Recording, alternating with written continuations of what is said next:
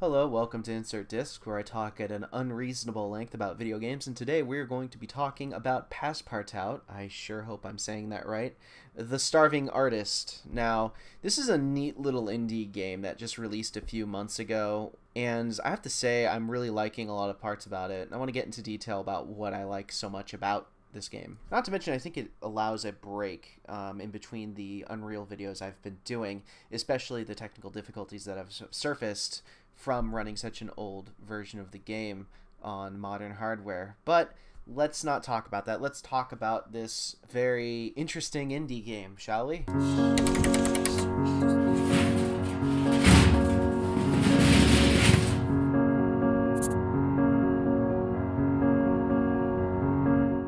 At its core, Passpartout is nothing more than an MS Paint simulator. But even despite that, it's interesting, it's fun to play, it's engrossing. And those are things you would never attribute to anything related to MS Paint. But why is that? Why is this game so fun to play in its simplicity? In a world where games are becoming increasingly complex, Passpartout is very simple, and it's interesting in its simplicity. It remains engrossing, it remains interesting to toy around with, even despite said simplicity. Not only are you trying to make art using an MS Paint tool, you also need to sell it. You have a set amount of funds that is constantly ticking downward, whether it be due to rents or wine and a crippling baguette addiction, just like in real life. Selling paintings in the beginning of the game is thankfully very easy, thanks in large part to how general the collectors and art critics are when they're browsing your work. You have a set of critics that are fans of very deliberate strokes and muted colors, the other being fans of wilder strokes and wilder colors, and then a catch-all group of hipsters that will buy anything. The hipsters are important because while they don't give you a lot of money for the paintings that you make, your rent is so low and your expenses are so low that you can make do with just appeasing them for the beginning of the game. You won't necessarily be able to progress, but you can appease them, and eventually that safety net goes away and you're going to need to attempt targeting one of the other groups that, well, lack for a better word, give you money, substantial money for the paintings that you make. The critics and collectors that you deal with in the beginning of the game are thankfully very forgiving. They're very open-minded, and they're not too picky about what they want. While they do have preferences, you can still sell to them if you get a general idea of what they like. It's a good way to ease people into the later stages of the games where people can be more fickle and there's more things you have to account for. It's very easy to rack up a lot of money in the beginning of the game, and you'll need all of that while you try to figure out collectors that you'll run into in the later stages. It adds a puzzle element to the game. That's what keeps you entertained, because you need to continue to make money or else the game's over if you fall underneath the amount of funds you need. And the critics, as you progress, they will drop subtle hints, vague hints, as to what they want in a painting, and it's up to you as the painter to figure it out and to make something that appeals to them. It's less about following your muse and more about making sure you can make a living doing something that you enjoy. And it's entertaining in of itself, making deliberately awful paintings just to appeal to the people that will buy said awful paintings. There's a sense of comedy to it that is infectious, really, and can power you through the rest of the game. The game is very aware of what it is, and that's extremely important when trying to set a tone for the game. There's a cynicism that exists in Passpartout when dealing with the critics and the art collectors.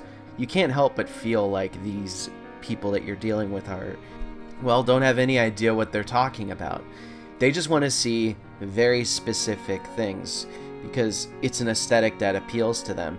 And there's nothing necessarily wrong about it, but they'll hide it behind very coded language to make themselves sound more intelligent.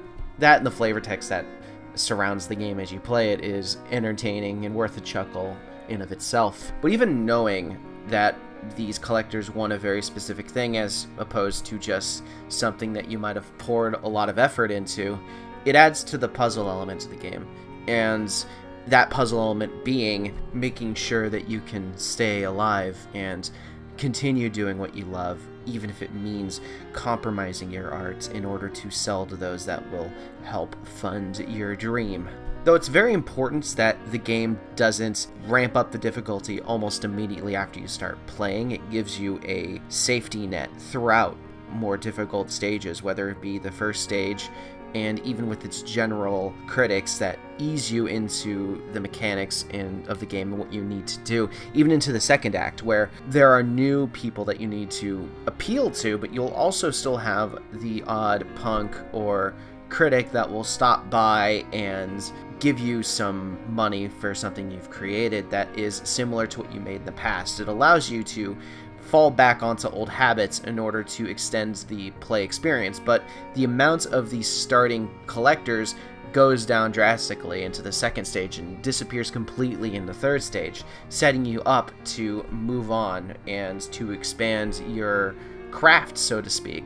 So yeah, you'll learn that collectors such as the Expressionist want wild, small brush-sized strokes with bold colors, and minimalists will want muted colors with large, slow-moving strokes with no more than maybe 4 or 5 strokes per painting you make. All the while figuring this out, you also need to make sure you don't copy yourself. Don't make anything too similar, just churn out paintings because you found something that works, because they will call you on it and will refuse to buy it. You're constantly thinking of ways to engage the people you're selling your paintings to, and that in of itself is engrossing. It keeps you connected to the game and interested in seeing it through. It is a short game. I don't think any one ending takes more than an hour to finish to its completion unless you struggle mightily in the beginning stages. But I think that's important, you know? You figure out one path to go down, you get one ending, and you can immediately move on to another style that you want to try out. There's multiple ways you can end the game. There's multiple people you can appease to, and ensures that while it is a small, quirky game, there's a bit of replayability in it that gets you more value out of it than you previously might have gotten if it was just one straight path down. And I think that's what keeps it from being just an MS Paint simulator, is the puzzle elements latched on to it throughout the entire game that don't let up. It presents itself in a way that constantly makes you need to reinvent what you're doing and change it up even just a little bit in order to keep the progression going.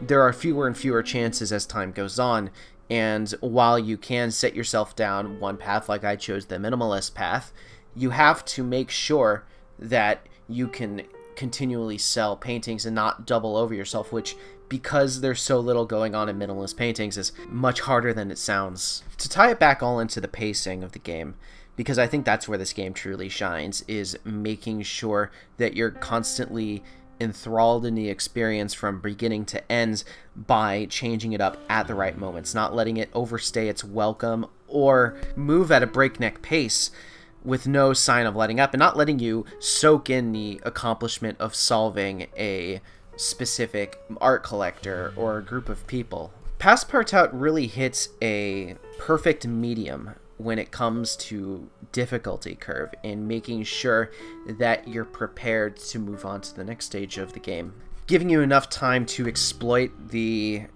collectors that you have figured out in order to give yourself some elbow room when you move on to the next stages and having to figure out a whole new set of individuals. In talking about all this, neglecting to mention just how I fell in love with the art style of the game.